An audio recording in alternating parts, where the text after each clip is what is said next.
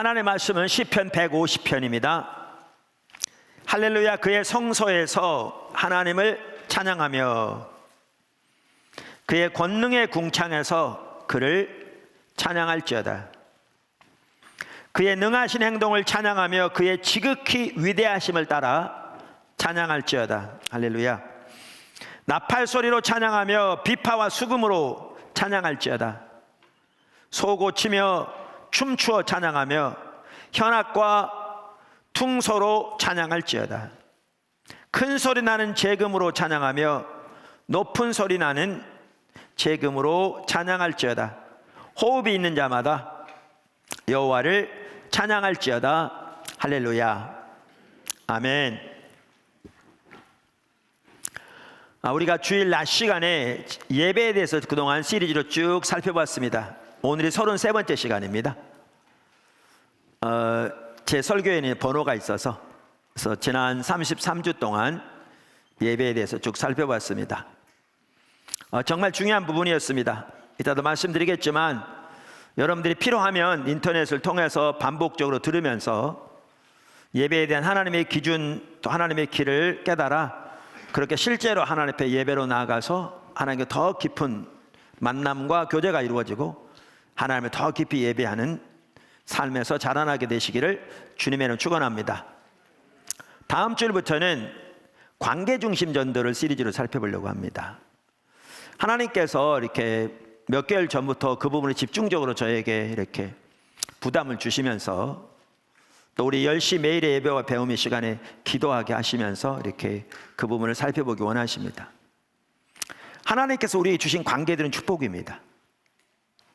그래서 가장 가까운 관계, 그러니까 제일 핵심은 나와 하나님과의 관계고요. 그걸 토대로 가장 가까운 부부 사이, 부모와 자식 사이.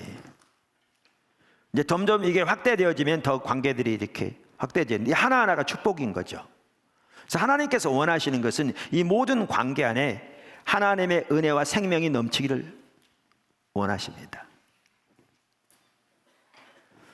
근데 이 관계가 축복이고 이 관계 안에 하나님의 은혜와 생명이 넘치는 지금 현재도 그런 가정들도 많이 있고 성도들도 많이 있는데 더 넘쳐야죠. 그리고 더 이제 확대되면서 그렇게 돼야 되는데 근데 가장 가까운 이 관계에서부터 그렇지 못한 경우도 절대 적지 않습니다. 오늘날.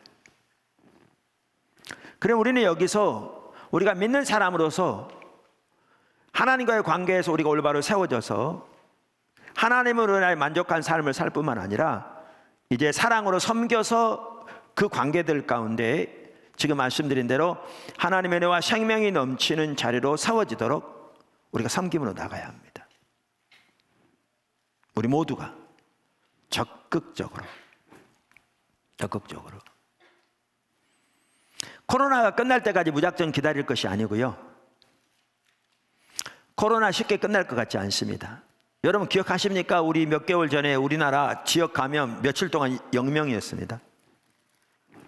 그런데 이태원 사태 딱 터지고 나니까 지금 확 늘은 거잖아요.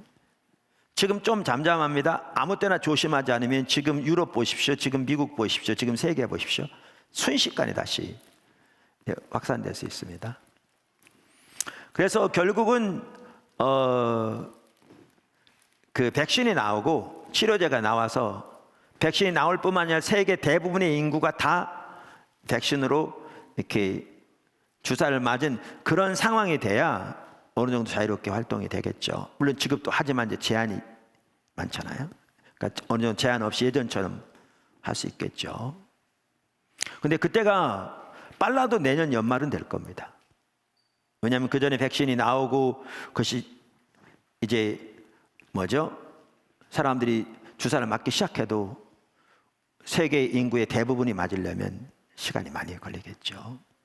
자, 그러면 그때까지 무작정 아무것도 하지 않고 기다릴 것이 아니라 우리가 철저하게 방역에 힘쓰되 지금 말씀드린 대로 가장 가까운 관계에서부터 사랑으로 섬겨서 그 관계들 가운데 내 관계뿐만 아니라 상대방의 관계들 안에서도 하나님의 생명과 은혜가 충만하게 넘치는 자리에 서도록 섬기는 자리에 나가기 원하십니다.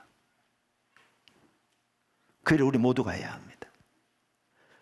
항상 해야 되지만 지금 이 시점에서 강력하게 하나님께서 촉구하고 인도하고 계시는 부분입니다. 그래서 그 부분을 집중적으로 살펴보려고 합니다. 단순히 이론적인 부분을 살펴보는 것이 아니라 우리가 실질적으로 삶에서 그렇게 섬김으로 그러한 하나님의 은혜가 생명이 넘치는 모든 관계가 되도록 그렇게 우리가 나가기 원합니다. 그래서 다음 주부터는 그 부분을 집중적으로 좀 살펴볼 텐데요. 관계중심 전도 책 아직 안 보신 분들은 좀 더 이렇게 다시 한번 보시고요. 그렇게 보면서 이렇게 예습도 하시면 우리가 이 시간 이렇게 쭉 살펴보고 또 그 관련된 중요한 부분들을 또 추가로 살펴보면서 우리의 모든 관계가 주님 안에서 그렇게 아름답게 특별히 하나님의 은혜와 생명이 넘치는 관계로 세워지도록 그렇게 되어지기를 바랍니다. 할렐루야.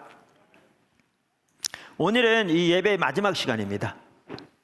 마지막 시간으로서 찬양과 경배의 단계에 대해서 살펴보겠습니다. 찬양과 경배의 단계에 대해서 살펴보겠습니다. 우리 신앙의 본질은, 즉 우리 신앙의 핵심은 무엇보다 하나님과 친밀한 교제입니다. 할렐루야. 찬양과 경배의 가치에서 우리가 살펴본 것처럼 찬양과 경배를 통해서도 우리는 하나님과의 친밀한 교제를 추구합니다. 그래서 포도나무 교회나 사물교회 선교회에서 주일 예배든지 컨퍼런스든지 우리는 찬양과 경배를 드리되 이 단계를 통해서 하나님께 경배로 나아갑니다. 예배로 나아갑니다. 왜냐하면 찬양과 경배를 통해서 우리는 하나님과의 친밀한 교제를 추구하기 때문에 이 부분이 매우 중요합니다. 매우 중요합니다. 이 단계들을 통해 하나님께 예배로 나아갈 때 우리는 점진적으로 더욱 하나님과의 친밀한 교제 속으로 나아갈 수 있습니다. 반대로 이 단계를 따라 나아가지 않을 때 찬양과 경배를 통해 하나님과 친밀한 교제를 갖는 것이 방해됩니다. 제 표현에 어떨 때는 하나님 임재 가운데 들어갔다 나갔다 합니다. 그래서 우리는 이러한 공적 주일 예배뿐만 아니라 소그룹을 포함해서 모든 예배 가운데 찬양을 통해 하나님을 마음껏 예배하는 자리로 나가기 원하는데 이 단계를 통해서 나가기를 추구합니다. 모든 성도들이 이 부분에 꼭 잘 무장되어서 그렇게 하나님 예배하는 자리에서 자라나게 되기를 주님의 이름으로 축원합니다. 찬양과 경배 그 자체의 단계만을 말하면 우리는 세 가지 단계를 따라 나갑니다. 세 가지 단계. 첫 번째, 경배로의 부름. 두 번째, 경배로 들어감. 세 번째, 은밀한 사랑의 고백. 자, 그럼 하나씩 살펴보겠습니다. 첫 번째 단계가 뭐라고요? 첫 번째 단계는 경배로의 부름입니다. 영어로 말하면 call to worship. 경배로의 부름 혹은 예배로의 부름입니다. 이 단계는 경배로의 초청으로서 성도들이나 하나님을 향한 메시지가 될 수 있습니다. 이것이 하나님을 향한 메시지라면 하나님, 우리가 이제 하나님을 예배하려고 합니다. 성령으로 우리 가운데 오셔서 우리의 예배를 받으시고 우리의 예배를 인도해 주세요 라는 내용이, 그 개념이 그 속에 들어있는 찬양들을 말합니다. 찬양들을 말합니다. 그것이 성도들을 향한 메시지라면 그 속에는 우리 하나님은 찬양과 경배를 받으시기에 홀로 합당하신 분이시다. 자, 이제 우리가 와서 하나님을 경배하자, 그분께 합당한 예배를 드리자 라는 사고가 그 바탕에 깔려있는 찬양을 말합니다. 우리가 드린 찬양 중에 한 예를 들면 이런 찬양이 있습니다.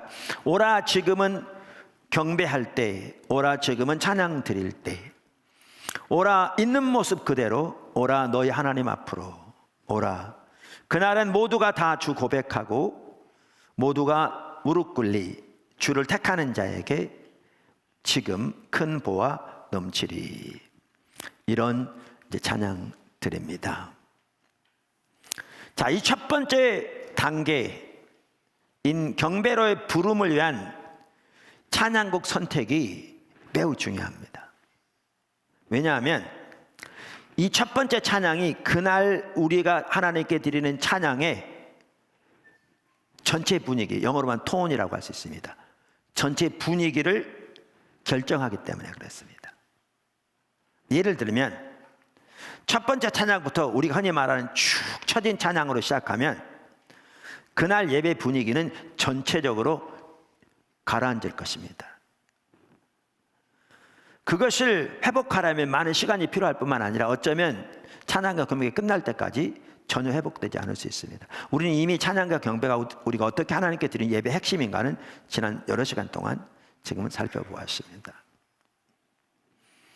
자, 그래서 이 첫 번째 찬양은 우리가 흔히 말하는 하나, 둘, 셋, 넷, 꽝 하고 시작하는 경쾌하고 빠른 축제의 찬양으로 시작하는 것이 좋습니다. 축제라 그러니까 그저 리듬이 경쾌해서 인간적인 어떤 그런 그 감동으로 일으켜지는 그러한 그것이 아니고요. 우리가 이미 살펴본 대로 하나님의 그 은혜를 감사해서 아까도 말한 그 개념을 담아서 이렇게 경쾌하게 축제의 찬양으로 시작하는 것이 좋습니다. 한편으로 우리 예배는 하나님께 드리는 축제입니다. 혹은 하나님 안에서 축제입니다. 아멘. 느헤미야는 역경과 어려운 환경 가운데서도 하나님의 성일에는 기뻐하라고 명령하고 있습니다. 그래서 느헤미야 8장 10절, 느헤미야가 또 그들에게 이르기를 너희는 가서 살진 것을 먹고 단 것을 마시되 준비하지 못한 자에게는 나누어 주라. 이날은 우리 주의 성일이니 근심하지 말라. 여호와로 인하여 기뻐하는 것이 너희의 힘이니라. 여러분, 그 당시에 우리가 잘 알듯이 예루살렘 성을 중건하면서 많은 방해가 있었습니다. 많은 대적이 있었습니다. 거기에 밤낮으로 또 헌신하다 보니까 농사까지 잘 안 되었습니다. 그럴 수밖에 없죠. 농사를 돌볼 시간적인 여유조차도 없었으니까. 그러니까 흉년까지 들었습니다. 정말 쉽지 않은 상황이었습니다. 그런 상황에서 느헤미야가 하는 말입니다. 내일은 여호와의 성일이다. 그러니 살린 것을 먹고 단 것을 먹어라. 없는 자에게는 나눠주라. 그러니 그리고 여호와를 기뻐하라. 이게 예배입니다. 할렐루야. 근심하지 말고 여호와로 인하여 기뻐하라고 말하죠. 자, 이렇게 시작하는 게 중요합니다. 전 처음에요, 이런 걸 잘 몰라서 제가 첫 번째 교회 개척할 때, 포도나무교회는 제가 개척한 두 번째 교회잖아요. 개척할 때 처음 그때는 이제 그 예배를 우리가 이제 일반적으로 하는 그런 순서를 따라 이렇게 했어요. 그러면 이제 제가 묵도로 시작하잖아요. 근데 묵도로 시작할 때 중보기도 타는 겁니다. 제가 무슨 말이냐면 하나님 앞에서 우리들의 죄와 우리 백성들의 죄를 회개하고 하나님의 긍휼과 자비와 은혜를 구하는 기도로 시작한 거죠. 왜냐하면 저에게는 그 당시에 하나님을 떠난 우리들의 모습, 오늘날 교회의 모습, 하나님의 백성들의 모습이 보이는 거죠. 그래서 교회 안에 하나님의 살아있는 생명의 역사와 실제가 철저히 거쳐있는, 우리의 예배마저도 하나님의 임재가 철저히 거쳐있는, 하나님의 백성들이, 예수님의 이름으로 하나님의 백성들이 세상에 전혀 승리하는 삶을 살지 못하는, 가장 가까운 관계에서부터 심각하게 무너져 있는, 기독교인은 말만 있지만 그 삶에서는 안 믿는 사람과 거의 다를 바가 없는, 교회 안에도 인본주의가 너무너무 가득한, 그때부터 이미 교회는 침체의 길로 가고 있는, 그리고 우리 때문에 세상에서 하나님의 이름은 조롱과 멸시를 당하고 있는 이 상황이 보이니까 기도할 때, 묵도하는데 우리 죄를 회개하면서 주님의 은혜와 긍휼을 베풀어 달라고 기도하는 거죠. 그럼 분위기는 완전히 초상집 분위기가 되는 거예요.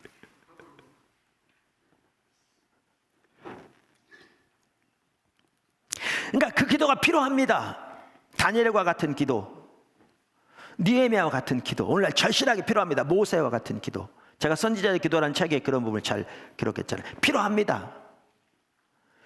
이 시대는 그때보다 더 심각했으면 심각하지 덜하지 않습니다. 교회 지금 심각하게 침체되어 있습니다. 이번 코로나 사태로 그 침체가 더 가속화되고 있습니다. 여러분, 포도나무 교회 안에 있으면 그 사실 잘 모릅니다. 심각하게 침체되어 있습니다. 그래서 그러한 기도가 절박하게 필요합니다. 근데 문제는 주일에 하나님께 예배로 나올 때는 그렇게 하지 말라는 거죠. 여기. 근심하지 말고 여호와로 인하여 기뻐하라. 여호와의 성일이니. 이렇게 말하고 있는 거죠. 이렇게 말하고 있는 거죠.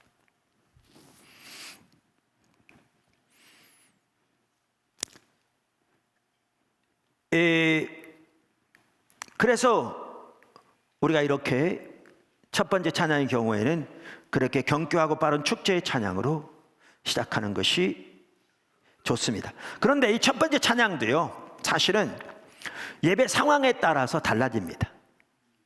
예배 상황에 따라 달라집니다. 예를 들면, 자, 전국에서 우리 컨퍼런스 때 몰려옵니다.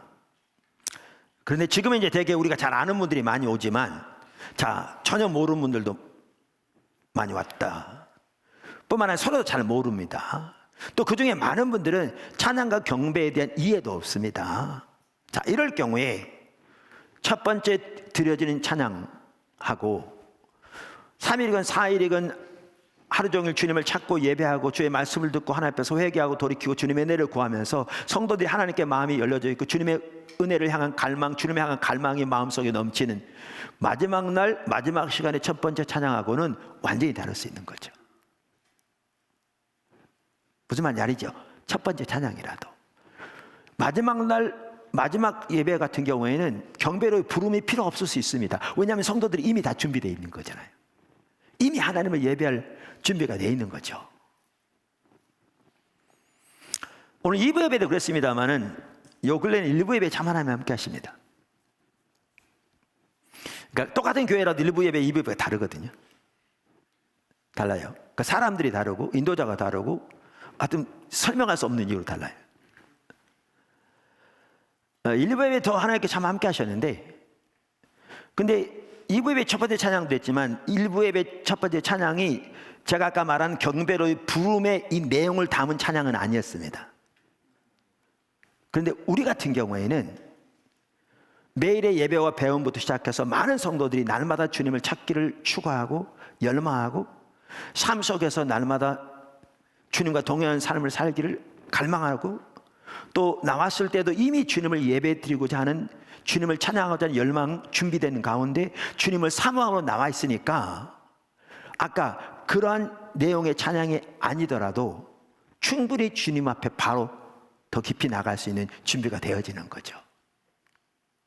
그러니까 아까 말한 그 내용이 그대로 들어있는 건 아닐지 몰라도 하나님 앞에 경배로 들어가면서 정말 하나님을 마음껏 예배함으로 예배의 부름 단계를 잘 이렇게 나갈 수 있는 그러한 찬양을 드리게 되는 것이죠. 그래서 이와 같이 상황에 따라 다를 수 있습니다.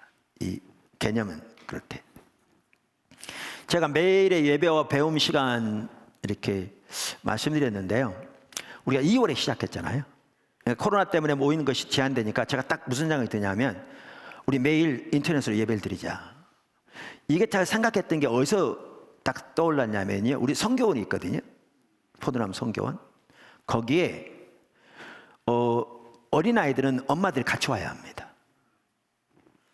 이것도 우리가 전혀 생각하지 않을 때 하나님의 구체적인 인도 가운데 되어졌습니다. 근데 그렇게 하는 뭐 어린이집이나 이런 데 없잖아요.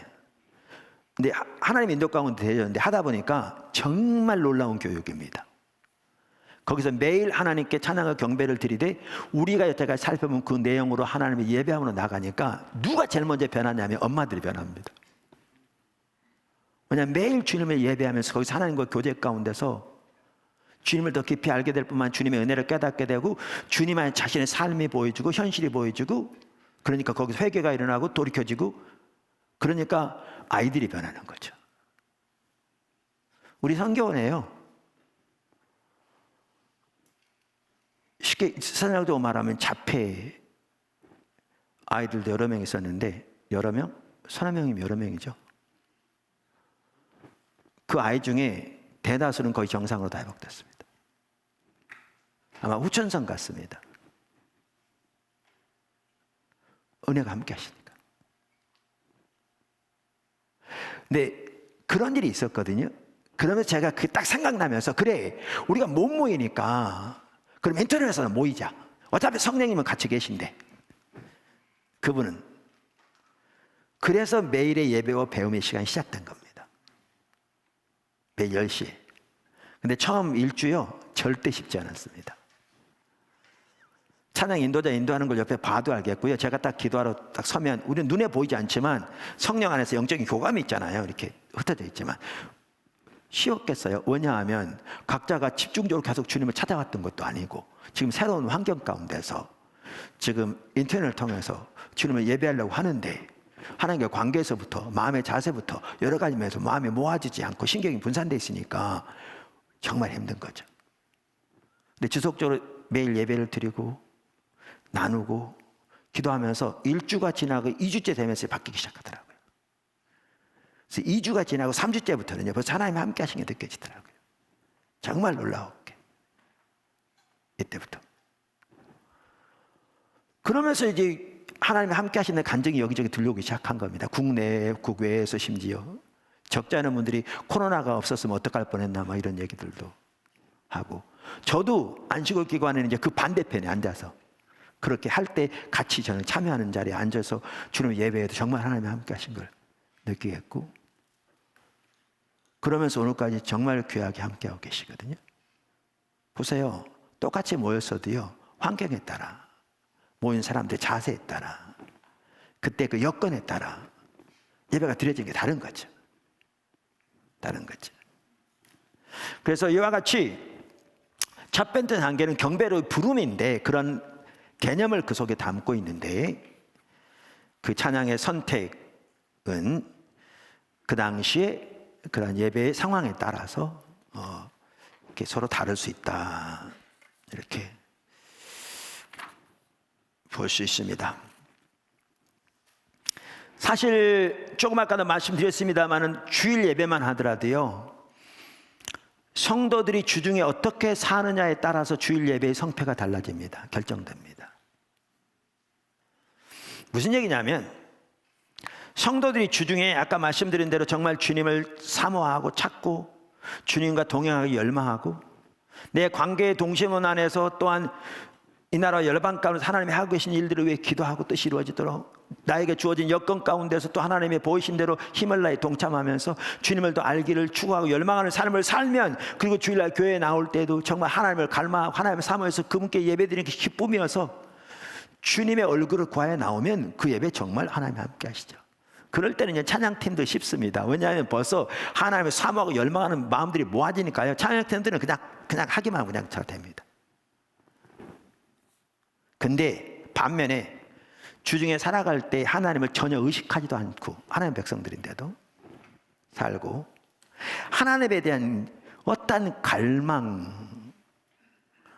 없이 그저 자기 문제 생길 때는 도와달라고 와서 하나님께 기도할지 모르지만, 그 외에는 하나님 목적에 대한 어떠한 관심이나 갈망도 없이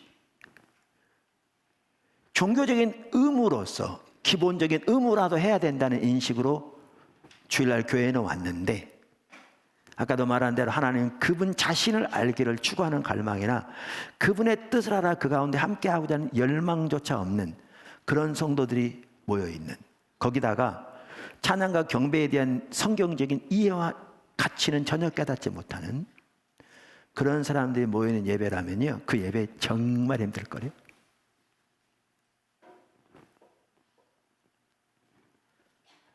성도들 중에 그 상당한 일부만이라도 그런 분들이 모여있으면요, 그 예배 정말 힘든 예배가 될 겁니다. 이와 같이 우리 주일 예배의 성패는 실제로 성도들이 주중에 어떻게 사느냐에 따라 결정됩니다. 어떻게 사느냐에 따라 결정됩니다. 그리고 어떤 자세를 가지고 어떻게 하나님을 사모해서 하나님의 얼굴을 구해서 나오느냐에 따라서 결정됩니다. 자, 이 첫 번째 단계에서는 우리가 그 찬양을 드리되 서로에게 말하는 식의, 간증하는 식의 간접화법의 찬양도 좋습니다. 이 첫 번째 단계에서는. 왜냐하면 하나님에 대한 메시지, 또 성도 서로에 대한 메시지가 그 속에 포함될 수 있으니까요. 간증하는 식으로. 좋습니다. 제가 이제 필리핀에 우리가 많이 갔잖아요. 수십 번 갔죠. 이제 코로나 때문에 지금은 이제 저 같은 경우는 금년에 한 번도 외국을 못 나갔습니다. 그랬는데 많이 갔는데 거기 가면 국민 전체가 노래를 잘합니다. 그래서 그런지 찬양도 참 잘합니다. 어린아이들이 찬양을 하는데요, 얼마나 찬양을 잘하는지 그냥 하나님 은혜에 그냥 감사하고 간증하고 춤을 추고 때로는 그 율동을 하고 소고를 치고 정말 잘합니다. 그러니까 그렇게 하면서 하나님의 은혜를 간증하는 식의 찬양을 하는 거죠. 잘하는 거죠. 그게 이 예배로의 부름 단계에 해당하는 찬양들입니다. 근데 안타까운 사실은 거기서만 머문다는 거죠. 거기서 끝이라는 거죠. 이게 매우 안타까운 거죠. 자, 두 번째 단계는 경배로 들어감입니다. 영어로 말하면 engagement into worship. 다시 말하면 이제 본격적으로 하나님을 경배하기 시작하는 겁니다. 아까 제가 필리핀 아이들이 얘기를 했는데 우리나라의 경우에도요, 적지 않은 사람들이 그게 찬양과 경배의 전체라고 생각합니다. 그 부분이 있습니다. 문제는 거기서 끝납니다. 그것은 이제 경배하기 위해서 준비하는 것에 불과한데 거기서 끝나버리는 거죠. 두 번째 단계는 말씀드린 대로 경배로 들어감입니다. 이 단계는 이제 우리가 본격적으로 하나님을 높이고 경배하는 단계를 말합니다. 이 단계에서 우리는 찬양을 통해 그리고 기도를 통해 하나님께서 행하신 그 아름다운 일들과 하나님 그분 자신이 어떠한 분인가로 인하여 하나님을 마음껏 높이고 하나님께 마음껏 찬사를 드리고 하나님 그분을 마음껏 기뻐합니다. 이 단계에서. 이 단계는 성도들을 하나님과 연결시켜주는 매우 역동적인 단계입니다. 성도들이 온 마음을 다해서 하나님을 경배하여 나가기 시작하면서 하나님과 놀라운 만남이 이루어지는 거죠. 뿐만 아니라 각 성도가 하나님께 가까이 나가면서 이제 하나님 안에서 성도와 성도 사이가 연결되어지는 매우 역동적인 단계이기도 합니다. 이 단계에서 경외하는 표현, 찬사를 보내는 표현, 감사하는 표현, 기뻐하는 표현들이 성도들의 마음으로부터 온 마음으로 하나님께 드려집니다. 그리고 이 단계에서 우리는 또한 중보기도와 간구를 하나님께 올려보낼 수도 있습니다. 한 예를 들면 이런 찬양입니다. 이 단계 우리가 잘 아는 찬양이죠. 경배하여 내 마음을 다해, 찬양하여 내 힘을 다해, 주 찾아여 나 사는 동안 따르리다 주님의 길을, 엎드려서 왕께 절해요, 내 모든 것 주께 드려요, 나 들어요 내 눈을 주께, 나 믿어요 오직 주님을, 주님께 나의 모든 찬양을 드립니다. 주만을 나 경배해요, 주만이 홀로 합당해요. 여러분, 이 찬양이요, 우리 가사 하나하나에 우리 온 마음을 실어 하나님 그분께 고백하면서 찬양을 드린다고 그랬잖아요. 간단한 얘기 같죠? 보십시오. 주님만이 우리의 찬양을 받으시기 홀로 합당하십니다라고 고백하는 거예요. 강력합니다. 뭔 말이냐면 이 말은 우리가 우리의 모든 우상을 버리고 하나님만이 우리의 하나님으로 고백하고 그분만을 높이고 그분께만 경배를 드리는 찬양이거든요. 여러분, 우상이라고 그러니까요, 돌상, 불상만 우상이 아닙니다. 우리 삶 속에서, 우리 마음 속에서 하나님을 대체하는 모든 것이 우상입니다. 그러니까 사실 하나님이 우리에게 주신 모든 선한 것이 다 우상이 될 수 있습니다. 여러분, 아내, 남편 우상이 될 수 있습니다. 부모, 자식 우상이 될 수 있습니다. 돈, 웨인 그루넌 박사는 돈은 선한 것이다 이렇게 말합니다. 근데 선한 것이 우상이 될 수 있습니다. 자, 보십시오. 남편이나 아내, 자식을 사랑하되 하나님보다 더 사랑하고 그에게서 나 인생의 만족과 기쁨을 누리며 내 인생에 살아갈 이유를 발견하고 내 자존감의 근원을 발견하고 내 삶의 기쁨을 주는 근본적인 근원을 발견한다면 그게 우상입니다. 그리고 그 사람은 그 우상을 숭배하는 사람입니다. 그러면 이 말은 남편이나 아내를 예를 들면 남편이나 아내가 우상이 되지 않기 위해 덜 사랑하라는 말이냐? 전혀 그 말이 아닙니다. 왜냐하면 부부 사이를 말하면서 제가 여러 책들을 최근에 소개해 드렸잖아요. 읽어보라고. 부부 사이를 말하면서 예수님과 교회 사이를 본으로 삼아서 부부 사이를 말하거든요. 그러면서 예수님이 교회를 위해 자신을 내어주신 같이 남편이 아내를 사랑하라고 말합니다. 이거 어마어마한 사랑이잖아요. 여러분이 지금 얼마나 사랑하고 있는지 모르지만 주님이 말씀하신 바에 비하면 이건 아무것도 아닐 거거든요. 이건 아내가 남편에 대해서도 마찬가지일 거고요. 자, 그러면 이러한 구절들을 보아도 우리는 덜 사랑하라는 말이 아닙니다. 지금보다 훨씬 더 사랑하라는 말입니다. 문제는 뭐냐 하면 하나님을 그보다 더 사랑하라는 거죠.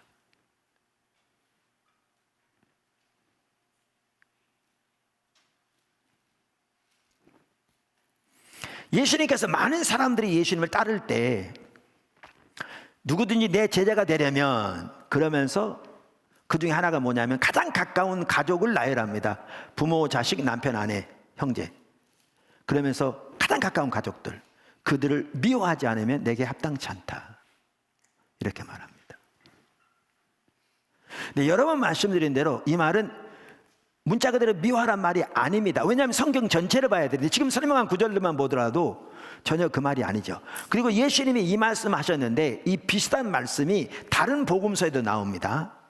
제가 지금 말한 구절은 누가복음 14장에 나오는 내용인데 다른 복음서 똑같이 나오는데 그 다른 복음서에는 뭐라고 기록되어 있냐 하면 똑같이 언급하면서 하나님을 그들보다 더 사랑하지 않으면 내게 합당치 않다 이렇게 돼 있어요.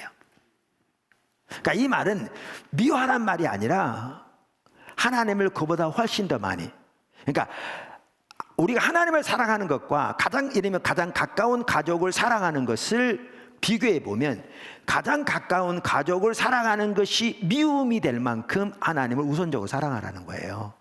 근데 가장 가까운 가족을 덜 사랑하는 게 아니라 얼마큼 사랑하게 되느냐, 아까 제가 관계도 말씀드렸는데 예수님이 교회를 위해 자신을 내어주신 같이 사랑하라 그 말이에요. 문제는 그게 미움이 될 만큼 하나님을 더 사랑하라 그 말이죠. 자, 그러면 여러분이 예를 여러분 가장 가까운 부모, 자녀 우상이 되면요 불행합니다. 부모들도 자기 자녀를 우상으로 삼아서 자녀를 통해 자기가 못 이룬 꿈을 성취되려 하면요 그 아이 정말 큰 상처를 줍니다. 인간은 누구도 그런 기대를 충족해 줄 사람이 없습니다. 하나님만 해줄 수 있습니다. 하나님만이 주실 수 있는 것을 인간이나 다른 것에서 구하는 것이 그게 우상입니다. 그 터진 웅덩이입니다. 물을 저축지 못할. 그렇게 우상 숭배가 만연하기 때문에 성도들 삶 속에 오늘날 그토록 심각하게 무너져 있는 겁니다.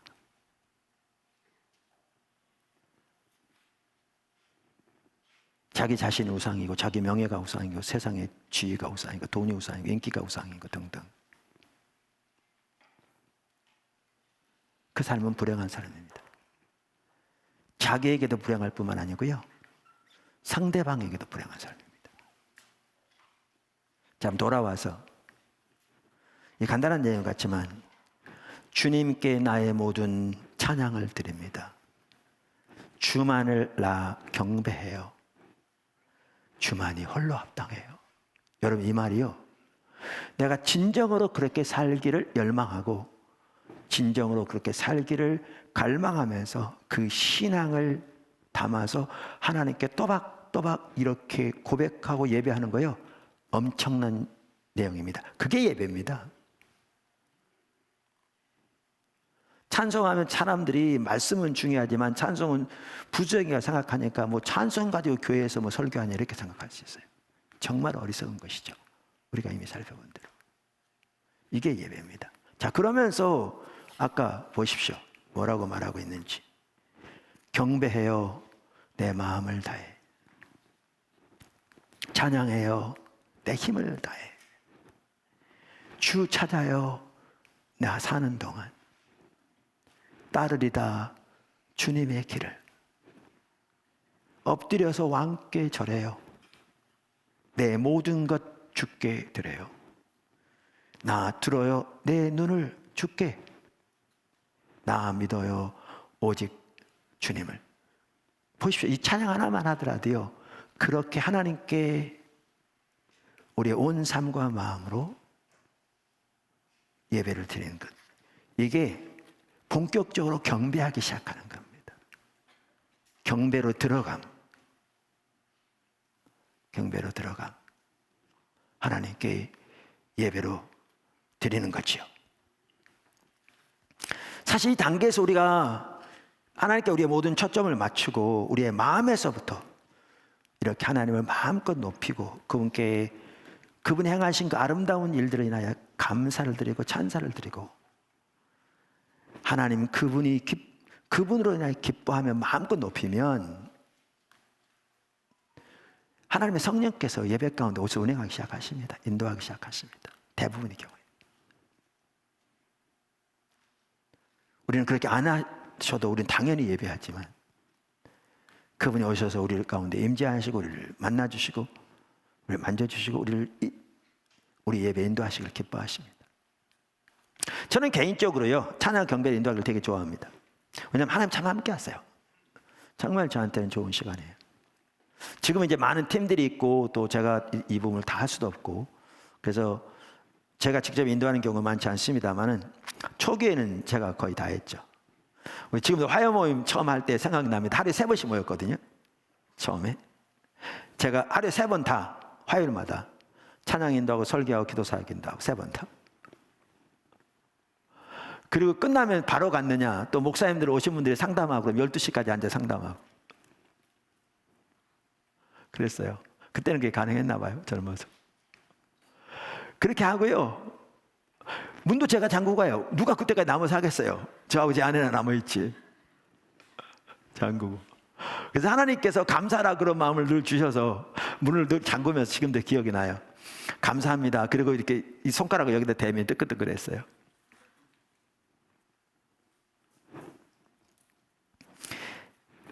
네, 지금 그렇게 못합니다. 그런데 이렇게 찬양과 경배를 이렇게 인도하기를 참 이렇게 좋아하는데, 왜냐하면 저는 찬양과 경배를 이렇게 인도할 때 다른 사람을 의식하지 않습니다. 저 혼자만이라도 제가 마음을 다해서 그렇게 하나님께 찬사와 감사를 드리고 하나님을 인하여 기뻐하기를 추구합니다. 그분께만 관심을 집중하고. 그러면 말씀드린 대로 대부분 경우에 성령님께서 임하셔서 예배를 인도하시고 하나님의 의중을 보이시고 하나님의 길을 보이시고 하나님의 사랑을 부으시고 저희 합당치 못한 모습도 깨닫게 하시고 돌이키게 하시고 그런 일들이 일어나죠. 너무나 귀하게.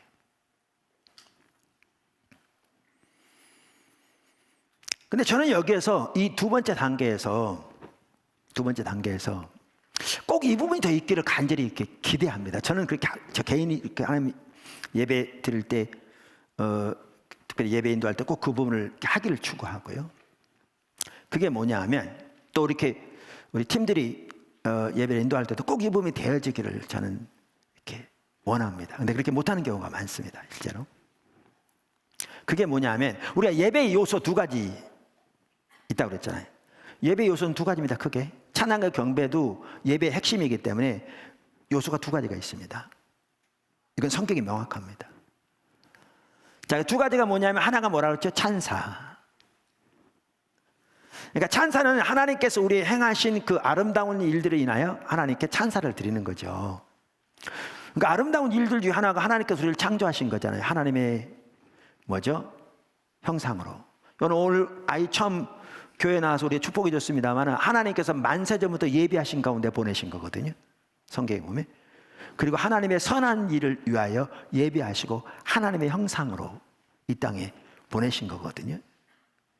우리를 향하신 그 창조에 나타난 하나님의 계획과 뜻도요 너무나 놀랍고 큽니다. 그래서 그래서 다윗만 하더라도 다윗은 자기를 향하신 하나님의 그 창조 속에 나타난 계획만 하더라도 너무나 크고 놀랍다고 오묘하고 신묘막측하다고 하나님을 찬양하고 있거든요.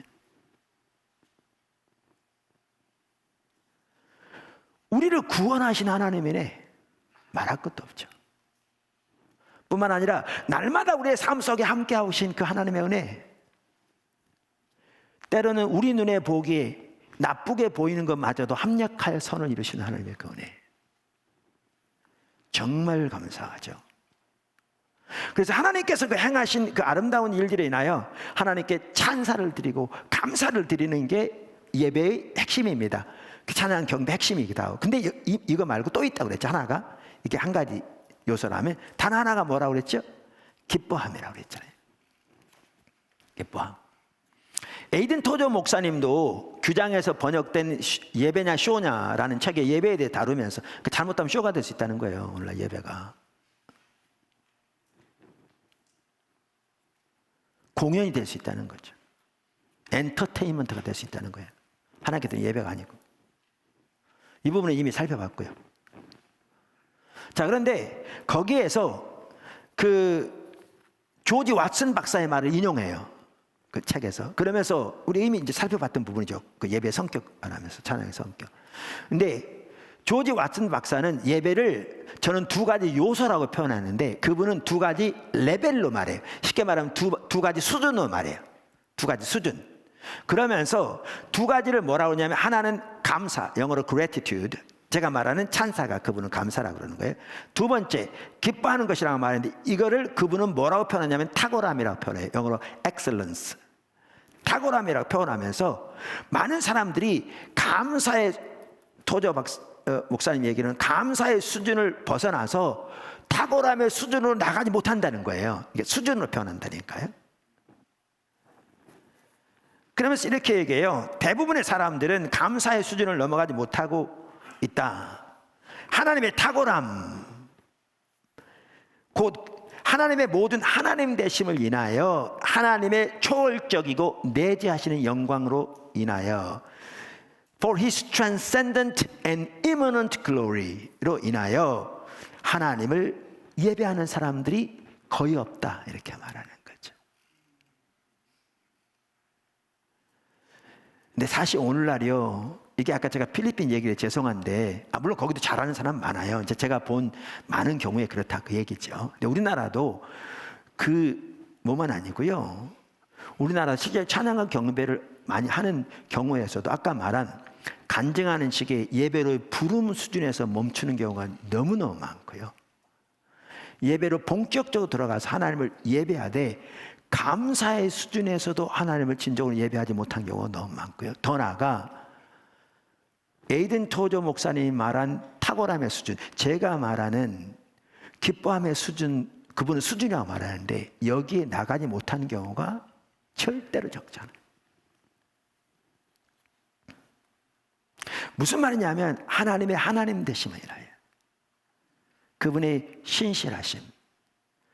그분은 우리와는 근본적으로 다른 창조되지 않은 창조자, 모든 만물의 근원.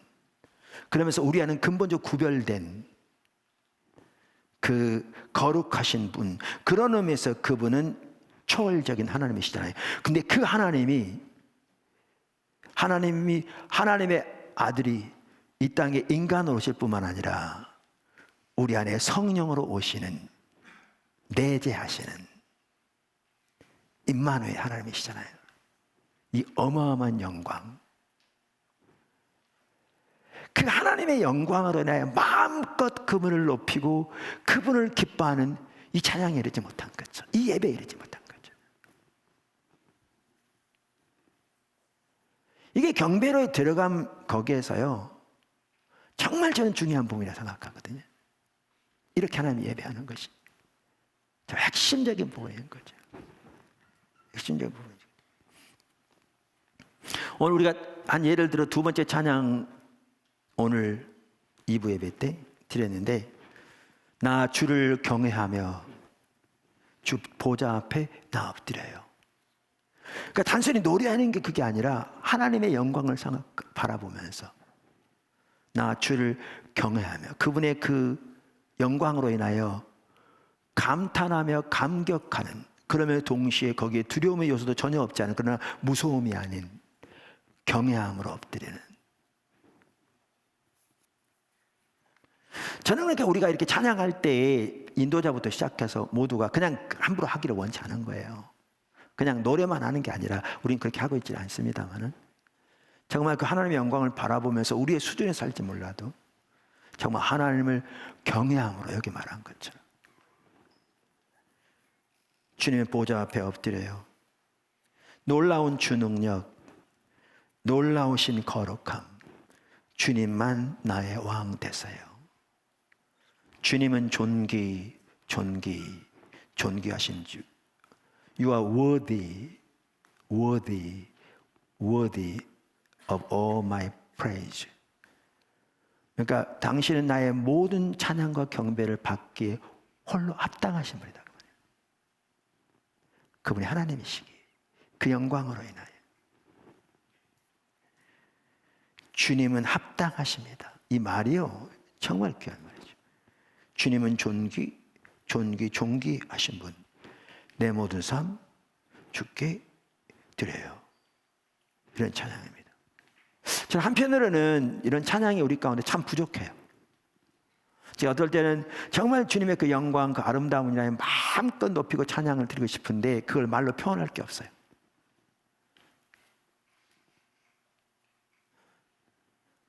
저는 이렇게 시적인 이런 부분에는 전혀 은사가 없으니까요. 저는 사실 어려서부터 음악도 전혀 못했어요. 악기 하나 다룰지 모르고요. 예배는 근데 음악하고 차원이 또 다르니까 음악을 포함하지만, 그래서 저는 우리 팀들이 또 우리 자라는 다음 세대들이 이런 많은 정말 하나님의 하나님 되심을 인하여, 그분의 탁월함을 인하여, 그분의 엑셀런스를 인하여 그분을 마음껏 높이고 기뻐하는 그러한 찬양들을 많이 이렇게 하나님께서 받아서 이렇게 보급했으면 좋겠어요. 그러려면 본인들이 그렇게 하나님과 관계에서 그렇게 그분을 예배하는 자리에 가야겠죠. 거기서 이 찬양이 나올 거니까.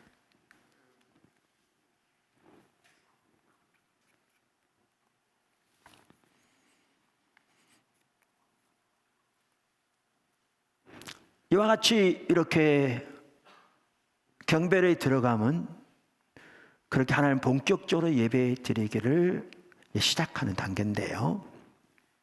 여기에서 우리가 모두 나올 수 있느냐 하면 하나님께 중보기도와 간구도 드려질 수 있습니다. 여기에서 제가 말한 중보기도는 우리가 흔히 말하듯이 다른 사람을 위한 기도가 아니고요, 하나님 앞에서 우리의 현실을 인식하고 자신과 교회와 나라와 민족의 죄를 회개하며 하나님 앞에서 회개할 뿐 아니라 하나님의 긍휼을 의지해서 우리를 회복시켜달라고, 하나님의 교회를 회복시켜달라고 하나님께 간구하는, 그리고 하나님께서 우리에게 보이신 하나님의 약속, 하나님의 뜻, 그 뜻이 이루어지도록, 그 약속들이 이루어지도록, 그 계획들이 이 땅과 열방 가운데서 이루어지도록 간절히 간구하는 그러한 기도를 말하죠. 그러한 찬양을 말하죠. 이거 실제로 찬양으로 드려질 수 있고 때로는 기도로 드려질 수도 있고요. 우리가 지금 그렇게 하고 있는 것처럼 그러한 기도와 찬양들을 말하죠. 말씀드린 대로 지금 이 시대가요, 정말 이런 하나님의 은혜가 절박하게 필요한 시대입니다. 우리 한국마다 전혀 이해가 안 됩니다. 근데 저는 개인적으로 10시 매일 예배 배움 매일 인도하면서 이러한 우리의 현실을 놓고 기도만 하면요, 저는 개인적으로 우리 눈에 보기에는 너무나 침체되어 있는데 정말 하나님께 감사하기를 원하세요. 하나님은 놀라운 일을 하실 것을 기대하게 하세요. 우리 눈에 안 보일지 몰라도 하나님 이 시대로 정말 귀한 일들을 하고 계신 것 같아요. 그래서 오히려 많이 감사하게 하세요. 많이 감사하게 하세요.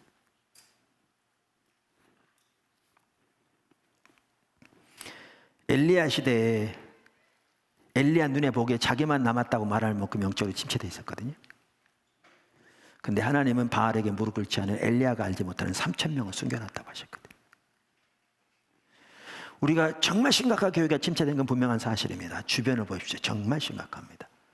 근데 우리 눈에 보이지 않을지 몰라도 하나님 이 시대에도 정말 놀라운 일을 행하고 계신 것 같습니다. 사람의 약속을 붙들고 기도하고 간구하는 것이 포함됩니다. 근데 여기 한 가지 중요한 게 있습니다.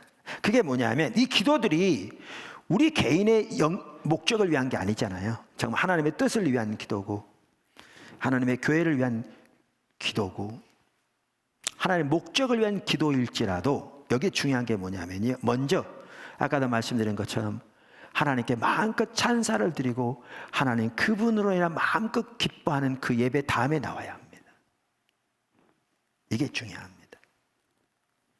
아무리 하나님의 나라와 뜻을 위한 기도와 간구를 할지라도 그것이 하나님을 그렇게 마음껏 높이는 예배보다 앞서면 하나님과의 교제가 방해됩니다. 자칫 잘못하면 하나님의 손을 구하는 기도가 되는 거죠.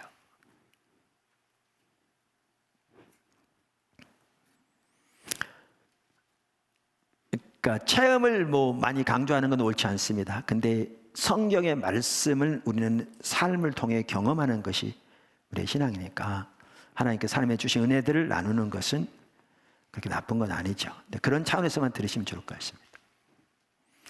우리가 집에서 이렇게 아침에 일어나면 기도하잖아요. 때로는 습관적으로라도. 근데 어떨 때는 여러분도 경험하시겠습니다만은 저녁이건 아침이건 혼자 어떻게 있을 때 하나님이 특별히 다닐 때보다 강력하게 함께 하실 때가 있죠.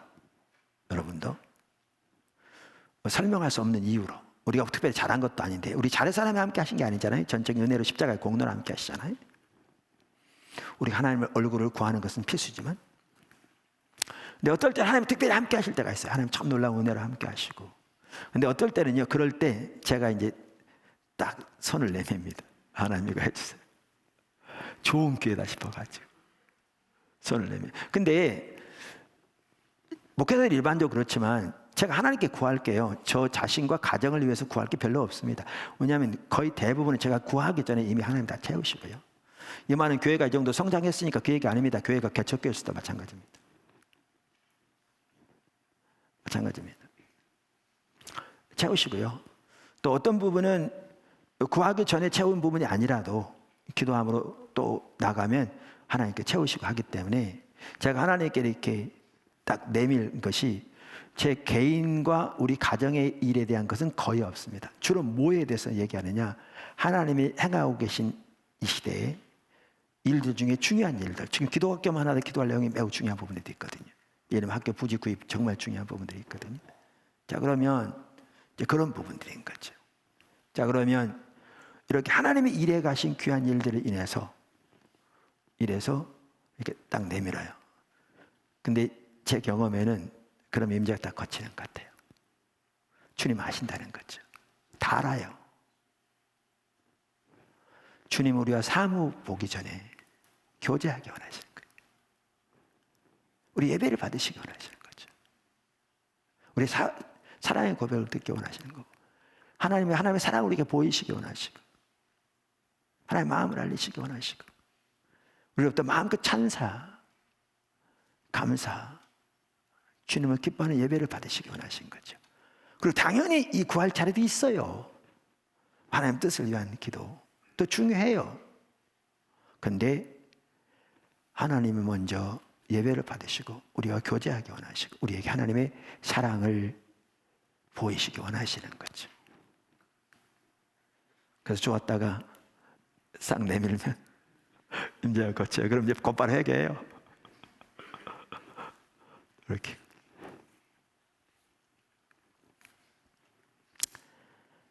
아멘. 자, 그래서 우리가 이렇게 여기 경배를 들어가면은 하나님의 뜻과 목적이 이루어지도록 하나님께 기도하고 간구하는 부분도 포함되는데요. 때로는 우리 자신의 그 자신을 위한 기도의 자리도 있습니다. 무슨 말이냐면 하나님을 떠난 우리의 상태를 인식하고 하나님 앞에서 회개할 뿐 아니라 하나님의 긍휼과 자비를 의지하여 우리를 회복시켜 달라고, 우리에게 은혜를 부어 달라고 기도하는, 간구하는 그 부분도 여기에 들어갈 수 있습니다. 한 예를 들면 이런 기도, 이런 찬양이죠. 이런 찬양이죠. 주께 가오니 나를 새롭게 하시고 주의 은혜를 부어 주소서. 내 안에 발견한 나의 연약함 모두 벗어지리라 주의 사랑으로. 주 사랑 나를 붙드시고, 결국 주님의 사랑이 붙드시거든요. 주 사랑 주 곁에 날 이끄소서. 독수리 날개쳐 올라가듯 나 주님과 함께 일어나 걸으리 주의 사랑 안에. 나의 눈 열어 주를 보게 하시고 주의 사랑을 알게 하소서. 매일 나의 삶에 주의 뜻 이루어지도록 새롭게 하소서. 주의 사랑으로. 주 사랑 나를 붙드시고 주 곁에 날 이끄소서. 독수리 날개쳐 올라가듯 나 주님과 함께 일어나 걸으리 주의 사랑으로. 이렇게 자신을 위한 하나님의 은혜를 구하는 간구도 여기에 들어갈 수 있습니다. 이 모든 것 다 아까 말씀드린 대로 하나님께 대한 그분을 마음껏 높이는, 그분께 감사를 드리는 그 예배 다음에 드리는 것이 중요합니다. 근데 어떨 때는 이런 찬양을 통해서도, 예배를 통해서 하나님께서 가르치실 때가 있어요. 저 같은 경우, 그러니까 하나님께서 하나님의 뜻을 저에게 가장 보이시는 저 같은 경우 주된 통로가 세 가지가 있다고 말씀드렸잖아요. 우리가 잘 아는 거예요. 첫째는 말씀이에요. 말씀. 근데 말씀도 저 같은 경우는 설교 준비할 때 많이 하나님께 깨닫게 하세요. 말씀을 깊이 연구하잖아요. 또 개인적으로 묵상할 때도 어떨 때는 특별한 말씀을 주시기도 하고요. 그 다음에 두 번째는 기도예요. 근데 그냥 주세요가 아니라 지금 말한 대로 하나님 뜻이 이루어지도록 하나님 앞에 나와 간구하면서 구하는 기도, 중보기도. 세 번째는, 사실 세 번째 중요 순서가 말한 게 아니라 셋 다 중요해요. 예배 시간에 찬양 경배. 이 세 시간에 하나님 뜻을 많이 보이세요. 하나님의 의정을 알리시고 하나님의 길을 인도하시고. 그러니까 하나님의 얼굴을 구하는 사람이 필수잖아요. 근데 얼굴을 구하는 통로가, 이 특별히 주된 통로가 세 가지고요. 이 세 가지 통해서 하나님의 얼굴, 말씀만 해도 하나님의 얼굴을 구하여 써야 되거든요. 묵상만 하더라도. 바리새인은 성경 박사인데 하나님과 전혀 상관없는 사람이 살았거든요. 예배만 하더라도 하나님의 얼굴을 구하여 나가는 거고, 기도도 하나님의 얼굴을 구하는 기도. 그래서 이 얼굴을 구하는 통로인데, 그렇게 하나님의 얼굴을 구하여 이렇게 나갈 때 하나님께서 말씀드린 대로 우리 만나주시고 하나님의 길을 보이시고 하나님의 의정을 알리시고 이렇게 하나님 인도하시고 당면한 문제에 대한 하나님의 지혜도 부어주시고 등등 놀라운 은혜들을 부으시죠. 자, 그런데 이렇게 하실 때도 있어요. 아까 제가 말씀드렸잖아요. 우리 예배만 하더라도 다 설명할 수 없는 이유로 그때그때 예배만 하나님과 함께 하시면 달라요. 그게 인도자의 문제일 수도 있고요, 회중들의 문제일 수 있고요, 둘 다일 수 있고요, 아니면 둘 다 아닐 수도 있어요. 모르는데 어떨 때는 이럴 때도 있어요. 이럴 때도 있어요. 똑같은 예배 시간에 참 함께 하시다가도 예를 들면 세 번째 곡을 할 때는 그냥 전혀 함께 하지 않는 것처럼 느껴지는 이럴 때도 있어요. 그럼 저는 이제 그럴 때는 주님 찾아요. 하나님 왜 이렇습니까? 뭐가 문제입니까? 처음부터 아예 함께 하지 않으셨다면 제가 느끼기 그렇다면 지금 회중들의 자세가 옳지 못하든지 아니면 뭐죠? 인도자들의 문제가 옳지 못하든지 아니면 그 외에 특별한 또 우리가 근본적으로 하나님 앞에 잘못한 부분이 있든지 뭔가 다른 이유가 있을 텐데 지금 하나님께 참 함께하고 계시다가 오늘 곡을 딱 할 때 전혀 함께하지 않은 게 느껴지면 왜 그런 이렇게 묻죠. 그런 경우에 어떨 때는 이런 경우도 있었어요. 우리들이 보통 삶에서 아까 말한 대로 우리의 현실을 인식하고 하나님의 은혜를 절박하게 구하는 교회를 회복시켜달라고 하나님의 부흥을 이 땅에 보내달라고 하나님의 백성들을 주님께 회복시켜달라고 기도해야 되는데 그렇게 기도하지 않고 그 사람을 추구하지 않으면서 예배 시간에는 그 찬양을 하니까 주님이 함께하지 않는 거죠. 잘못하면 우리 입술일 뿐인 예배가 되는 거죠. 그러면서 그 부분을 보이신 거죠. 지적하시는 거죠. 그럼 회개해요. 하나님 우리 죄를 용서해달라고.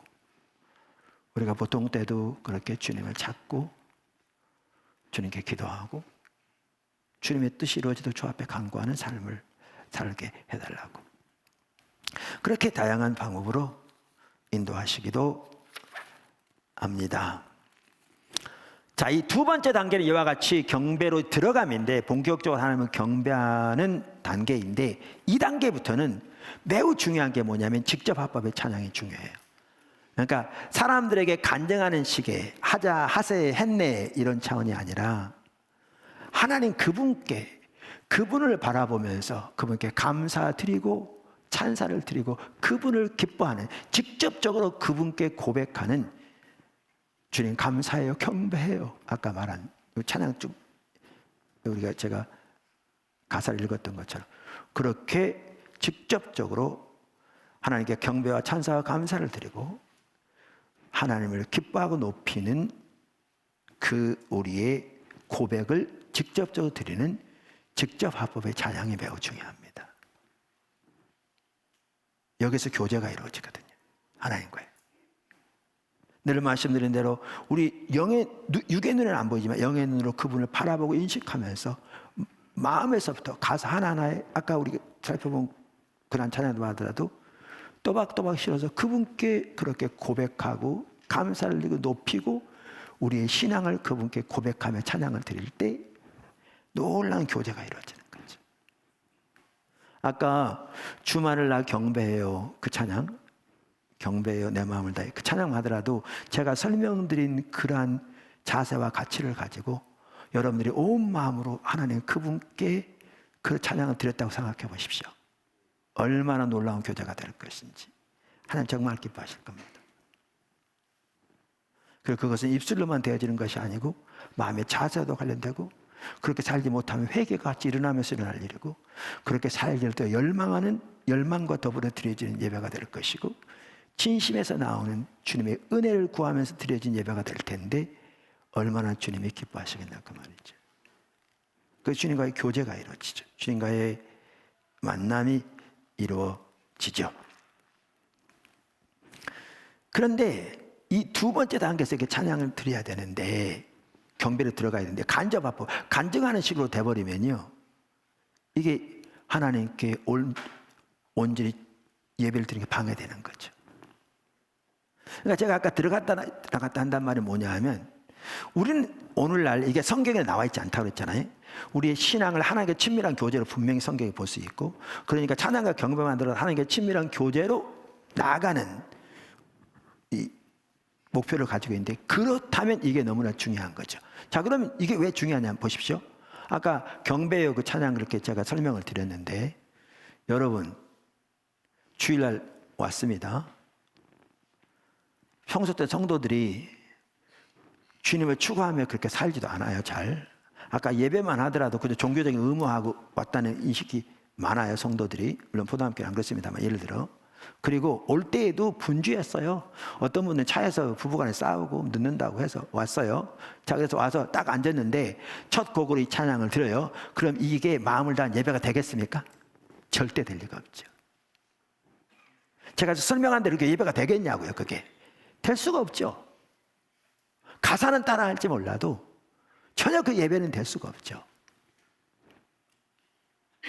될 수가 없어요. 그러니까 그 찬양은 드릴지 몰라도 예배는 완전히 다른 거예요. 그래서 단계가 중요한 거예요. 그래서 단계가. 그래서 예배의 부름을 통해서 우리의 마음을 다잡고 하나님께 관심을 집중하고 회개할 부분을 회개하면서 주님께 나가면서 이제 이 경배로 들어감으로, 그것도 거기도 자세가 매우 중요하지만, 자, 이렇게 나가는 거죠. 근데 이렇게 찬양해놓고 또 갑자기 간증하는 식으로 또 해버린다. 그러니까 들어갔다 나갔다는 거죠. 아까 제가 말씀드린 대로 오늘날 너무나 많은 경우에 이것이 어느 나라 어린아이들만이 아니고요, 경배로의 부름 수준에서만 끝나요. 예배가 아예 경배로 들어가지도 않아. 개념 자체가 없으니까. 그리고 삶에서 그렇게 주님을 추구하면서 그렇게 주님을 예배하는, 이게 하나님 얼굴을 구하는 삶과 예배가 분리되지 않는데 이게 같이 되지 않기 때문에 너무나 많은 경우에, 그러다 보니까 여러 찬양들을 그냥 섞어가지고 그냥 할 뿐인 거예요.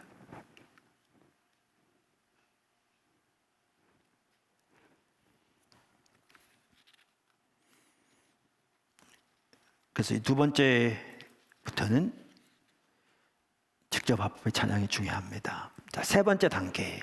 아까 뭐라고 그랬죠? 세 번째 단계. 은밀한 사랑의 고백입니다. 세 번째 단계는 은밀한 사랑의 고백입니다.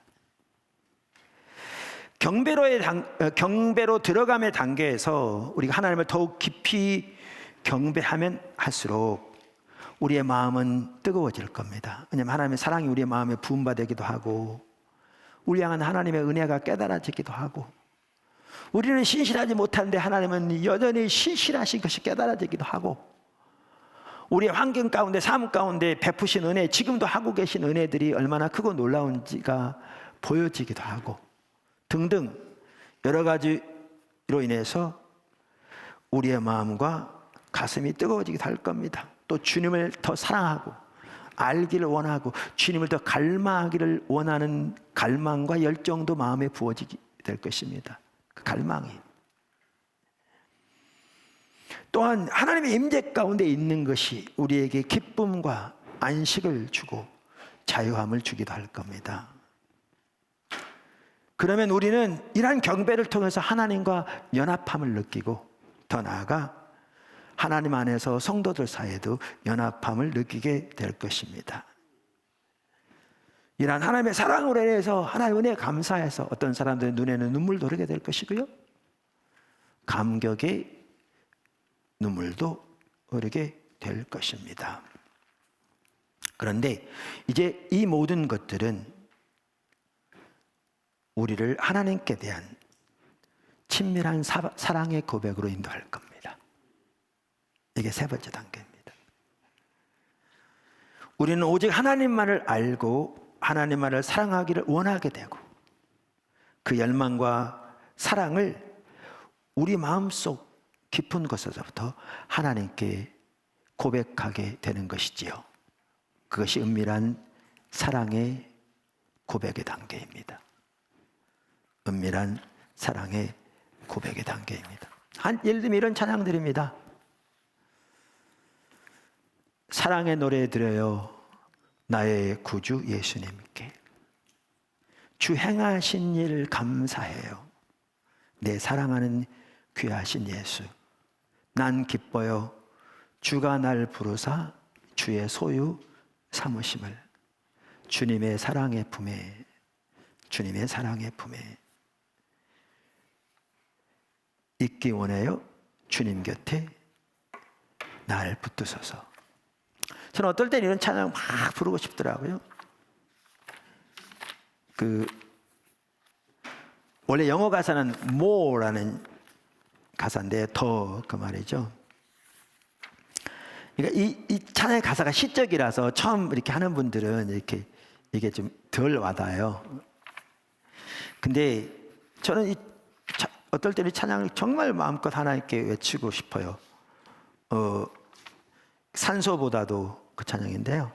280장인데 이런 내용입니다. 산소보다도 양식보다도 나는 주의 사랑 더 필요해요. 유창한 말이 혀를 의존함보다, 이게 말의 혀가 아니고요, 말이 혀를 의존함보다, 명곡이 연주되길 기다림보다, 말로 표현할 수 없고 글로 쓸 수 없을 만큼 주님이 나는 필요해요. 주님 필요해요. 자석이 서로 끄는 것보다, 시인이 언어를 선택함보다, 봄날의 따스한 햇살보다, 독수리가 바람을 사랑함보다. 독수리는 바람으로 날잖아요. 날개짓 안 하고 올라갈 때만 날개 들죠. 말로 표현할 수 없고 글로 쓸 수 없을 만큼 주님이 나는 필요해요. 주님 필요해요. 겨울밤에 타는 모닥불보다, 상록수들이 해를 찾음보다, 파도가 해변을 원하면, 이 말은 파도가 계속 해변을 향해 오잖아요. 파도가 해변을 원함보다, 오 나는 주님을 사랑해요. 말로 표현할 수 없고 글로 쓸 수 없을 만큼 주님이 나는 필요해요. 혹은 주님을 나는 사랑해요. 주님 사랑해요. 그러니까 이렇게 하나님을 높이고 주님께 마음 찬사를 드리면서 그분의 사랑, 그분의 선하심, 그분의 은혜가 더 깨달아지고 그분과의 깊은 교제가 되어지면서 그분을 향한 갈망, 열망, 사모함, 주님과 함께 있기를 원하는 그러한 그 열망, 이러한 것들이 강력해지면서 그것을 하나님께 이렇게 강력하게 우리의 사랑을 고백하는 이 단계가 세 번째 단계입니다. 우리의 신앙을 하나님과 친밀한 교제로 이해하면, 여러분, 우리 신앙은 하나님과 친밀한 교제입니다. 인격체신 하나님과의 친밀한 사랑의 교제입니다. 하나님은 삼위일체 사이에 완전하고 완벽한 온전한 사랑의 관계를 가지고 계셨는데, 그 관계로 우리를 초청하기 위해서 인간을 만드셨습니다. 무엇보다. 그리고 우리의 예배를 하나님의 얼굴을 구하여 나가는 것으로 이해하면, 이 단계는 반드시 있어야 할 필수적인 단계입니다.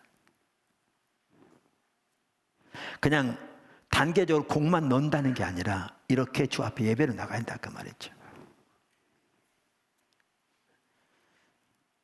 하나님을 높이는 것, 하나님께 감사와 찬양, 찬사를 드리는 것, 하나님을 기뻐하는 것, 하나님의 뜻이 이루어지도록 간구하는 것 등 우리 예배에 있어서 매우 중요한 요소들입니다. 그러나 그 모든 것은 결국 우리를 하나님과 친밀한 교제로 인도하고요. 그리고 우리가 하나님을 경배하면 하나님은 우리에게 하나님의 영광을, 사랑을 더 알게 하십니다. 그래서 우리는 하나님을 더 예배하기를 열망하게 되고 사랑하기를 열망하게 되면서 그것은 하나님을 향한 우리의 중심에서부터 나오는 사랑의 고백으로 이어지게 됩니다. 그래서 이 요소 또한 어느 것 못지않게 중요한 요소이고요. 이 사랑의 고백의 단계가 어떻게 보면 우리의 예배의 정점이라고 할 수 있습니다. 우리 예배의 정점이라고 할 수 있습니다. 안타깝게도 오늘날 하나님의 얼굴을 구하는 삶에 대한 개념조차가 가려진, 그리고 하나님과의 친밀한 교제가 우리 신앙의 핵심이라는 요소 자체가 가려진,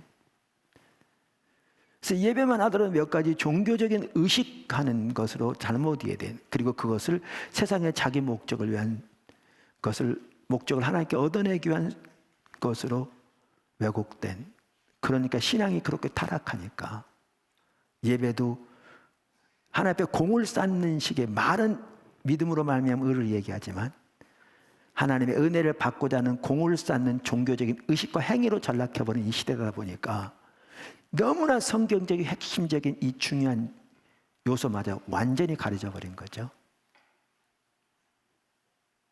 그래서 우리 예배에서, 우리의 찬양에서 이 부분이 심각하게 가려져 있는 게 종교 지도자들의 삶에서도, 중직자들의 삶에서도, 일반 성도들의 삶에서도 심각하게 가려진 게 현실입니다.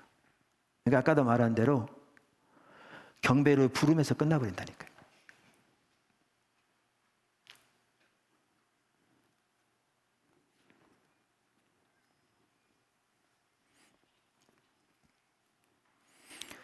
하나님과 친밀한 교제를 경험하지 못했거나 그것을 추구하지 않은 리더들은 이 단계를 빼먹거나 대강 넘어가 버립니다.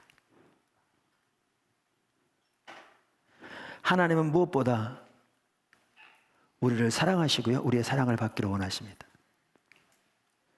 어폐가 있다고요? 하나님은 우리의 사랑을 받기를 원하십니다. 우리를 사랑하시기 때문에. 부부 사이에도 상대방을 사랑하기 때문에 상대방의 사랑을 받기 원하는 거잖아요. 우리의 사랑의 고백을 듣기 원하십니다. 주님은 우리를 사랑하시기 때문에.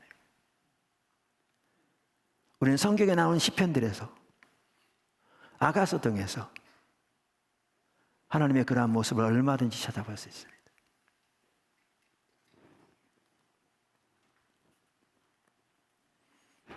실습입니다. 지금 실습한다는 게 아니고요. 자, 우리가 이렇게 그동안 지금 33번에 걸쳐서 예배 전반에 대해서, 그리고 예배 핵심인 찬양과 경배에 대해 지금 쭉 살펴봤습니다. 중요한 것은요, 이 설교를 듣는 게 중요한 게 아니고 그 하나님의 기준을 따라서 예배로 나가는 게 중요합니다. 그리고 그 예배 안에서 자라나야 합니다. 제가 가끔 말씀드리잖아요. 제 아내는, 우리가 미국에서 공부하면서 7년 같이 있었는데, 제 아내는 거기서 우리가 이게 줄을 옮길 때마다 학교 때문에 가는 데마다 면허 시험, 그 필기 시험 봐가지고요, 어떨 땐 거의 만점 맞았습니다. 근데 운전을 못 배웠습니다. 제가 가르쳐 줘야 되는데 바쁘니까, 이렇게 우리처럼 학원 보내가지고는 유학생 신분에 그건 감당할 수 없거든요. 워낙 비싸가지고 못 배웠습니다. 여러분, 운전면허 이론 아무리 잘 알아도요, 운전대 잡고 운전해봐야 배우지,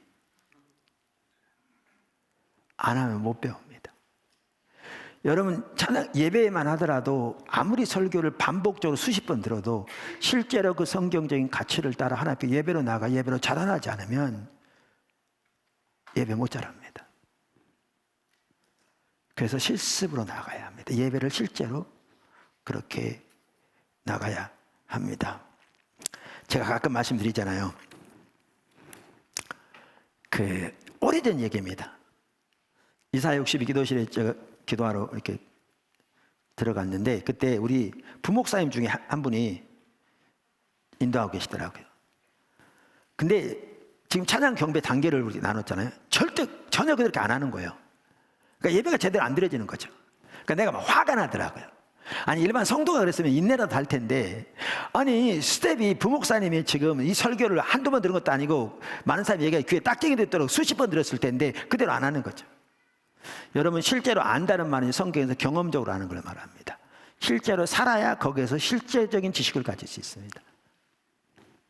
그래서 제가 그냥 뭐라고 그러냐면, 알았어, 내가 그리고 못하게 하고 제가 했습니다.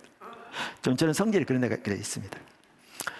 근데 사람의 체면보다 저는 하나님 앞에 그날 예배가 올바로 드려져야 되기 때문에, 그리고 지금 사모아에 나온 성도들이 하나님과 올바른 교제로 나가야 되기 때문에 저는 그렇게 합니다. 욕을 먹을 각오하더라도. 자, 그랬습니다. 그래서 제가 예배 인도했습니다. 그분에게 나쁜 마음을 가지고 있다는 게 아니라 했습니다.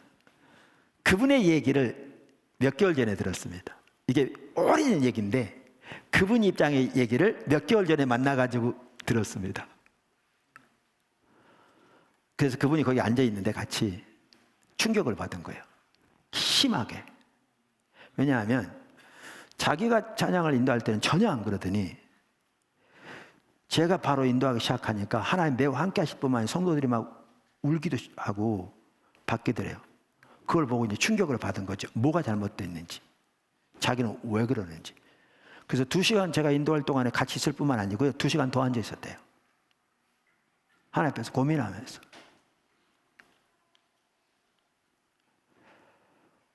뭐가 문제인지, 어떻게 저렇게 될 건지. 그분 지금 목회 잘하고 계십니다. 제 얘기는 몇 번 들은다고 되는 게 아니에요.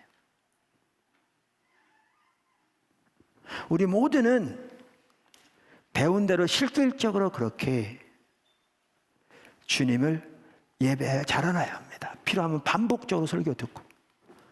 우리 이사야 62 기도에 8시부터 10시 타임을 인도자님 하더라 그렇잖아요. 한 2분 같은 경우는 제가 여러 번 얘기했습니다. 이렇게 하는 게 아니라고. 제가 지적 잘하는 사람 같죠? 제가 솔직히요, 한 10번, 5번에서 10번 사이에 정말 얘기하고 싶은데 참고 한 번 얘기하는 겁니다. 내가 한 번 얘기할 정도면 내가 그 전에 5번에서 10번 사이를 정말 하나님 앞에 삭히고 얘기 안 했다는 사실을 기억하셔야 합니다. 상대방은 모르죠. 참다가 도저히 안 되겠으면 상대방을 위해서 하나님 앞에 올바른 예배 모두 회중을 위해서 제가 얘기합니다. 자꾸 얘기하니까 한 분 같은 경우는 뭐 목사님 맨날 뭐 그렇다고 얘기를 하니까 우스갯소리를 하는 거죠. 그렇죠. 근데 그렇게 하면서 이제 바뀌어가면서 지금은 하나님 참 함께 하십니다. 한 선교사님이 지금은 선교제 나가 계신데요. 나가기 전에 여기서 몇 개월 동안 같이 있은 적이 있었어요. 그분이 충격을 받은 게, 신선한 충격을, 요일마다 찬양팀들이 바뀌어 서는데 그때마다 하나님께 하신 걸 보고 놀랐답니다. 여러분, 몇 번 들은 것 같이 되지 않습니다. 저는 포도나무교회 성도들이라면 예배를 인도하고 중보기도를 인도할 수 있는 자리에 다 무장된다고 생각합니다. 생각보다 쉽지 않습니다. 제가 지금 몇 가지 예를 들었잖아요. 왜요? 주님과의 관계에서 이게 나오고, 자신이 먼저 주님을 그렇게 깊이 하나님의 말씀에 토대해서 예배하는 자리로 나가야 가능할 것이기 때문에 그렇습니다. 근데 불가능한 건 아무것도 없습니다. 여러분 예수님 피로 구원받았고 하나님 여러분 아버지시고 성령이 여러분 안에 계시고 주님을 갈망하는 자마다 하나님 만나주시고 성령을 기름 부어주시고 여러분 예배를 받게 열망하시는데 아무도 불가능하지 않습니다. 문제는 우리가 예배 안에 자라나야 한다는 것입니다. 한 번은 청년이 한 명이 와가지고요, 저한테 그러더라고요. 원래 포도나무교회 청년부였대요. 저는 잘 모르겠더라고요. 제가 청년들과 잘 아는 건 아니니까, 또 숫자가 어느 정도 되니까. 근데 신학생이었는 모양이에요. 다른 교회 스텝으로 갔어요. 근데 그 청년이 나한테 뭐라고 그러냐면 그 교회 목사님들, 스텝들한테 중보기도 강의한대요. 포도나무교회 청년인데. 여기서 잘 무장되어지면 정말 귀한 영향력을 미칠 수 있어요. 그래서 저는 우리 포도나무교회 지체들은 누구나 예배나 중보기도는 인도하면서 정말 하나님의 임재 가운데 나가서 하나님과 교제하며 사람의 인도 따라 기도하며 이렇게 이끌어갈 뿐만 아니라 성도들을 그 자리를 이끌어갈 수 있는 자로 다 무장된다고 믿습니다. 여기에 이제 관계 동심을 나눠서 하나님 섬기는 것을 집중적으로 하기를 원하시고 일터 사역을 통해서 이 나라 열방 가운데서 우리 분야에서 우리가 섬기는 소명으로 섬기는 그 영역에서 하나님의 영광을 위해 우리 모두가 쓰여지기를 강력하게 주님 인도하고 계십니다. 그 모든 거 예배를 통해 주님과 올바른 관계가 돼야 나머지 가능합니다. 그래서 오늘 설교를 마치면서 예배에 대한 설교를 마치면서 그 말입니다. 설교 시리즈 마친 것으로 만족하지 마시고 많은 분들이 그동안 또 돌아보면서 한 단계 업그레이드 됐는데 인터넷 알로아가 있으니까 필요하면 33번의 설교 반복적으로 들으시든지 들으면서 중요한 것은 그렇게 하나님의 길을 따라 하나님을 예배하기를 추구하면서 실질적으로 하나님의 예배하는 데 자라나고 예배를 통해 하나님과 동행하면서 이렇게 하나님의 은혜가 넘치는 삶으로 자라나는 여러분 모두가 되기를 주님의 축원합니다. 그러면 제가 이 구절을 읽어드리고 싶습니다. 왜냐하면 1부 예배 제가 설교 마쳐 기도하는데 하나님이 마음 주셔서 2부 예배 때 써왔습니다. 다윗에게 주신 말씀입니다. 하나님이 언제나 한번 읽어드렸습니다. 다윗 같은 경우에는 찬양하는 자였습니다. 예배 드리는 자였습니다. 정말 예배를 하나님께 올바로 드리는 것이 그만큼 중요합니다. 제가 읽어보겠습니다. 사무엘하 23장 1절에서 5절. 이는 다윗의 마지막 말이라 이새의 아들 다윗이 말하며 높이 세워진 자, 야곱의 하나님께로부터 기름 부음 받은 자, 이스라엘의 노래 잘하는 자가 말하노라. 여호와의 영이 나를 통하여 말씀하시며 그의 말씀이 내 혀에 있도다. 이스라엘의 하나님이 말씀하시며 이스라엘의 반석이 내게 이르시기를 사람을 공의로 다스리는 자, 하나님을 경외함으로 다스리는 자여, 그는 돋는 해의 아침빛 같고 구름 없는 아침 같고 비 내린 후에 광선으로 땅에서 움이 돋는 새풀 같으니라 하시도다. 내 집이 하나님 앞에 이같지 아니하냐. 하나님이 나와 더불어 영원한 언약을 세우사 만사에 구비하고 견고하게 하셨으니 나의 모든 구원과 나의 모든 소원을 어찌 이루지 아니하시랴. 사도행전 13장 22절. 다윗을 왕으로 세우시고 증언하여 이르시되 내가 이새의 아들 다윗을 만나니 내 마음에 맞는 사람이라 내 뜻을 다 이루리라 하시니라. 기도하겠습니다.